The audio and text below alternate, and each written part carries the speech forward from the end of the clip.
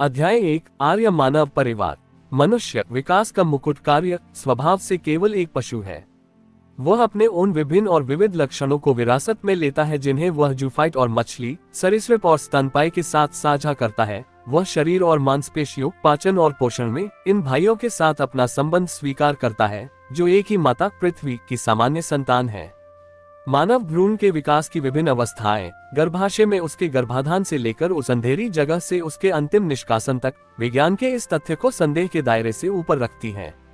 विकास की जड़ से शुरू होकर यह कार्बनिक जीवन के सभी चरणों से गुजरता है, सबसे निचले से लेकर सबसे ऊंचे तक नीचे की और बिना ढले हुए पदार्थ के आदिम जिलेटिनस पिंड से लेकर शीर्ष पर बौद्धिक मनुष्य तक। उत्पत्ति का प्रश्न। इस पृथ्वी के अस्तित्व के किस समय मनुष्य पहली बार अस्तित्व में आया? इस लौकिक गोले पर वह किस स्थान पर पहली बार प्रकट हुआ?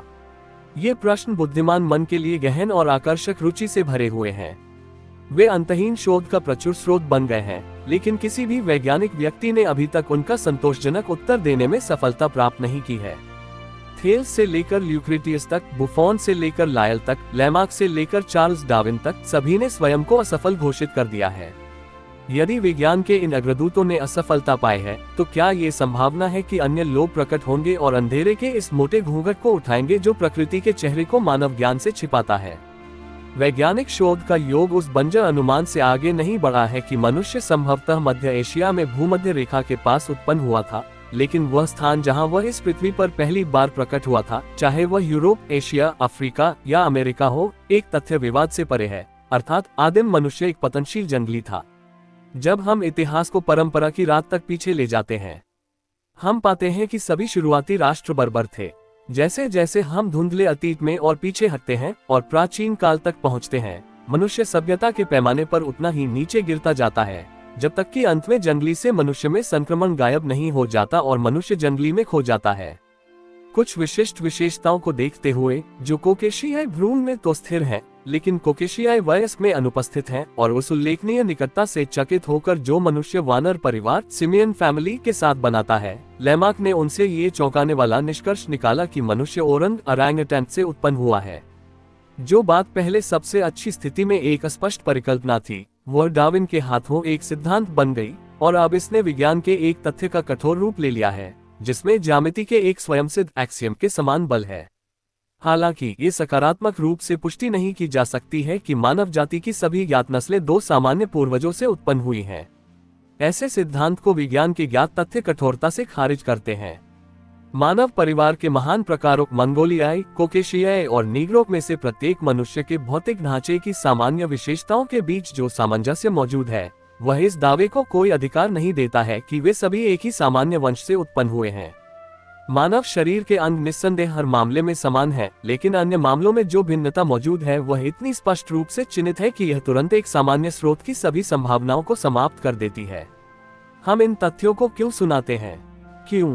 केवल ये दिखाने के लिए कि मनुष्य की पतनशील उत्पत्ति थी, जो अब उस जाति के खोखले गर्भ से फूला हुआ है, जो एक ऐसे उच्च मूल पर आधारित है जिसका कोई अस्तित्व नहीं है। एक और प्रश्न है कि इस पृथ्वी की बाहरी पपड़ी के निर्माण के किस काल में मानव परिवार की विभिन्न नस्लें निकली। विज्ञान इस मामले में भी संतोषजनक उत्तर देने में अपनी अक्षमता स्वीकार करता है। जीवाश्म अवशेषों से प्राप्त भूवैज्ञानिक साक्ष्य इस विकास को एक ऐसे काल तक पीछे ले जाते हैं जिसकी विशालता की तुलना में प्रामाणिक इतिहास की अवधि केवल एक क्षणभंगुर पल है। इस पृथ्वी पर मनुष्य के पहली बार प्रकट होने की आयु कितनी भी दूर क्यों न हो, जब वे पहली बार इस पृथ्वी पर आए तो इतिहास के वृत्तांतों में जगह पाते हैं, वे मध्य एशिया के उच्च क्षेत्रों में रहने वाले थे। ये लोग, जो इतिहास के बाद के काल में आर्यन कहलाए, ये नाम संस्कृत धातु अर्थ, जिसका अर्थ है दो चीजों को एक साथ रखना या फिट करना, से लिया गया है, और जो बाद में आर्यावर्त में बस गए थे, वे, जैसा कि आगे चलकर दिखाई देगा, और कोई नहीं बल्कि विश्वकर्मा के वंशज थे, जो विश्वब्रह्म या विश्वकर्मा जाति के जनक थे। आर्यों की उत्पत्ति और मैक्स मुलर का सिद्धांत। किसी भी व्यक्ति ने अभी तक आर्य परिवार के आदिम स्टॉक के मूल निवास की खोज में सफलता प्राप्त नहीं की है। मैक्स मुलर का ये सिद्धांत कि महान परिवार की मूल भूमि ईरान की घाटी में थी, उन लोगों द्वारा गंभीर रूप से हमला किया गया है जिन्होंने यूरोप के उस सम्मान के दावों को सबसे अधिक उन्नत किया है। लेकिन यूरोपीय शोध ने ये पता लगाया है और यह पाया गया है कि वह मूल ओरंग जिसने अपनी कोख में आर्य भ्रूण को धारण किया था, वह मध्य एशिया के टॉरिड जोन का निवासी था। आर्यों का पलायन। इस आवास में अपनी पहली प्रविष्टि से लेकर उनके आदिम आर्यों के कितने सदियों तक रहने का समय बीत चुका है, ये सभी गणनाओं से परे है। इसमें कोई संदेह नहीं है कि उनके पहले आर्य पूर्वज की उत्पत्ति से लेकर उनके बच्चों के उनके मूल निवास से अंतिम पलायन तक कम युग बीते हैं। ये भी उतना ही निश्चित है कि वे अपने फैलाव के समय काफी सभ्य थे। किस भयानक आपदा ने उन्हें अपना प्यारा घर छोड़ने के लिए मजबूर किया, जिसने उन्हें मध्य एशिया के पठार को छोड़ने के लिए मजबूर किया और नई बस्तियों की तलाश में अज्ञात देशों और जलवायु क्षेत्रों में प्रवास करने के लिए मजबूर किया, हम नहीं जानते, हम कह नहीं सकते। शायद भयानक कारण किसी भयानक उथल पुथल में पाया जा सकता है जिसके बारे में इतिहास में निश्चित रूप से कुछ भी ज्ञात नहीं है। माना जाता है कि उनके निवास स्थान का ये विनाश और उनके घर से उनका फैलाव ईसाई युग से 15 शताब्दी पहले हुआ था। ये केवल अनुमान है। ये घटना सांस रोक देने वाली पुरातनता की है और भयानक घटना के लिए इसे किसी भी तरह से सहनीय रूप से सौंपा नहीं जा सकता है। ऐसा लगता है कि फैलाव में एक अप्रत्याशित आपदा के हर संकेत है, एक अनदेखी उथल पुथल का भयानक परिणाम जिसने लोगों को आश्चर्यचकित कर दिया। सभ्यता का प्रसार। इस उथल पुथल के समय उन्होंने सभ्यता का कुछ उचित हिस्सा प्राप्त कर लिया था। इन उड़ने वाले प्रवासियों की एक लहर पश्चिमी देशों में घुस गई और हेलास या ग्रीस में बस गई। ये ग्रीस ही था जिसने यूरोपीय सभ्यता का पहला आवेग महसूस किया। इसकी पश्चिम की ओर की यात्रा में इस विद्युत धारा ने रोम, स्पेन और फ्रांस में पूर्ण रूप से प्रवेश किया, लेकिन दुनिया में कोई भी देश इस गैल्वेनिक धड़कन से स्पंदित नहीं हुआ और स्वतंत्रता इंग्लैंड दुनिया की ईर्ष्या की भूमि द्वारा एनिमेटेड और महानता प्राप्त करने के लिए प्रेरित नहीं हुआ। भारत में आर्य और कला, जैसे कि हमारे पूर्वजों की वह शाखा जिसे बाद में हेलेनिस कहा गया, मद्रास के डीन पुलने ने कहा, उसने वास्तुकला और मूर्तिकला के अति सुंदर पूर्णता में उस उत्कृष्ट सुंदरता और स्वाद में एक समान प्रसिद्धि प्राप्त की जिसकी कभी बराबरी नहीं की गई। ठीक वैसे ही हमारे पूर्वजों की इस शाखा ने जो भारत में प्रवेश किया, उन्होंने भी अपनी वास्तुकला और मूर्तिकला के लिए एक समान प्रसिद्धि प्राप्त की, हालांकि शैली और चरित्र में भिन्न थे। राजेंद्र लाल मित्रा अपनी प्रसिद्ध पुस्तक इंडो आर्यन में कहते हैं, जो आर्य भारत आए थे उनमें अपने ग्रीक चचेरे भाइयों के समान ही बौद्धिक क्षमता थी और ये देखना बाकी है कि उन्होंने अपने गोद लिए देश में कितनी दूर तक सुधार किया। लेकिन महान अशोक के समय से बहुत पहले इंडो आर्यनों ने पत्थर से इमारत बनाने की कला को जान लिया था, जैसा कि उस शक्तिशाली और वाक्पटु सम्राट के सबसे उत्कृष्ट रूप से तराशे और अलंकृत पत्थर के स्तंभों से निर्विवाद रूप से स्थापित होता है। यूरोप की कला ने हमेशा सुंदरता के उत्पादन और परिष्कृत स्वाद के प्रदर्शन को अपना उद्देश्य बनाया है। वीनस डी मेडिसी, एफ्रोडाइट्स ऑफ प्रेक्सिटेल्स और वीनस ऑफ मिलो इसके उदाहरण हैं। प्रेक्सिटेल्स के एफ्रोडाइट्स को पुरातनता की सबसे प्रसिद्ध मूर्ति माना जाता था। इसे प्राचीन मूर्तिकारों में से महानतम द्वारा खरीदा गया था।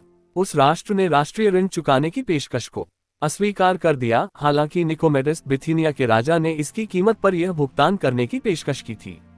मूर्ति को बाद में कॉन्स्टेंटिनोपल ले जाया गया, जहां जस्टिनियन ए.डी. 80 के शासनकाल के दौरान एक बड़ी आग में यह नष्ट हो गई और इस तरह वह अत्यधिक मूल्य एक दुखद अंत को प्राप्त हुआ। चित्रकार की रंग मिलाने की पटिया एशिया की कला और सुंदरता की दृष्टि।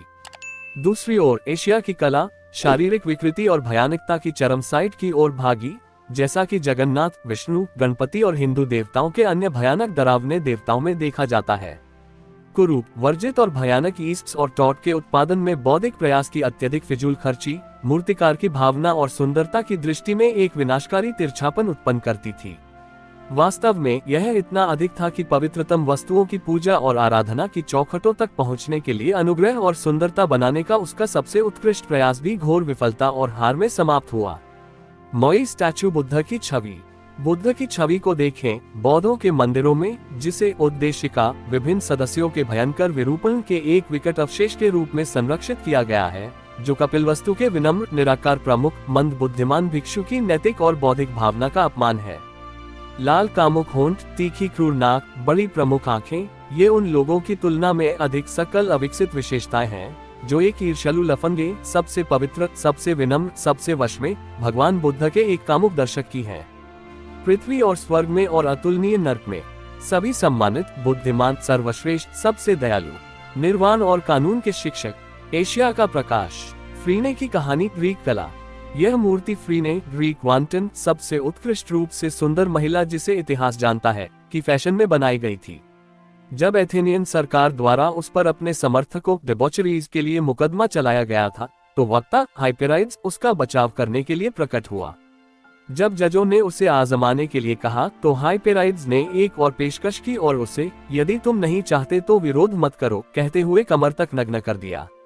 जजों की आंखों में जो मंत्रमुग्ध कर देने वाला प्यार झलक रहा था वह इतना लुभावना था कि उन्होंने उसे बरी कर दिया। एथेंस के युवा लड़कों ने बाद में शुद्ध सोने की मूर्ति एक अपार लागत पर खड़ी की, एक सम्मान जिसमें जीतने के लिए किसी और ने कभी बराबरी नहीं की। सुंदरता जब नैतिक सद्गुणों में समाहित होती है तब भी यह श्रद्धांजलि को चुनौती देती है। बौद्ध और उनकी मूर्तियां। जापानी बुद्ध एक विशिष्ट जापानी है, चीनी बुद्ध जाति की विशेषताओं को संरक्षित रखता है, बर्मी बुद्ध एक वास्तविक मंगोल है और सियामी बुद्ध पीली जाति का एक सुंदर नमूना है। वे वास्तव में पर्याप्त रूप से सुसंगत हैं।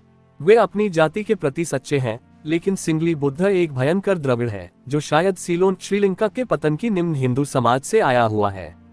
जेनेफेन्स बहुत पहले यह मानते थे कि यदि सिंहों और घोड़ों में देवताओं में विश्वास करने की क्षमता होती और उन्हें उनका रूप देने की क्षमता होती तो वे प्रत्येक देवता को अपने आप में एक सिंह और एक घोड़ा क्रमशः मानकर एक गढ़ी हुई छवि देते।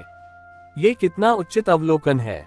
यदि बौद्ध अपने महान स्वामी की स्मृति को बनाए रखने के लिए एक साथी छवि बनाना चाहते हैं तो कम से कम उनके पास एक ऐसी छवि होनी चाहिए जो पवित्र मनुष्य की सुंदर विशेषताओं के करीब हो, जिसे वे व्यक्तिगत आकर्षण और आकर्षण से युक्त मानते थे।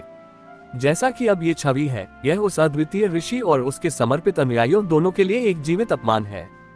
हिंदुओं और महामेरा पर यूरोपीय वैज्ञानिकों का मत। यूरोपीय वैज्ञानिकों को स्वयं को संभालने के लिए छोड़कर आइए हम देखें कि हिंदू हमारे आर्य पूर्वजों के संबंध में क्या कहते हैं। संस्कृत साहित्य जिसे हमारे पूर्वजों ने हमें सौंपा है वह मानव जाति के आर्यों के मूल निवास के रूप में महामेरु की ओर इंगित करता है, लेकिन ये संकेत इतना स्पष्ट नहीं है कि यह विद्वान पुरुषों की असफलता की ओर जाता है कि वे इस महान चट्टान की भौगोलिक स्थिति की खोज करें जिसका मूल अर्थ अपने बहुत ही अस्तित्व के लिए एक बढ़ती हुई प्रवृत्ति से खतरे में पड़ गया है, ताकि इसे एक मिथक, एक कल्पना, एक काव्य कथा, हिंदू कल्पना की एक विलक्षण रचना के रूप में देखा जा सके। सब कुछ जिसमें महामेरु की तुलना में विशाल अनुपात है वह एक अतिशयोक्ति है। अधिक आधुनिक व्याख्या यह है कि यह हमारी पृथ्वी के अलावा और कुछ नहीं है। यह इस अत्यंत प्रशंसनीय परिकल्पना के साथ कठिनाई के मार्ग को काफी हद तक दूर कर देता है, अन्यथा इसे समझना असंभव होता। यह इसी महामेरु पर त्वष्ट प्रजापति रहते थे जो विश्वकर्मा जाति के पूर्वजों में से एक थे और माना जाता है कि उन्होंने अपने शहर तेजोवर्तेपुरा का निर्माण किया था। इसके पड़ोस में श्वेता भूमि और श्वेता द्वीप थे। ये क्या थे या वे कहाँ थे अब कोई नश्वर मनुष्य नहीं बता सकता। कश्मीर में आर्यों का बसना। शुरुआती आर्य अप्रवासी सबसे पहले कश्मीर की मिट्टी पर बसे हुए पाए गए थे।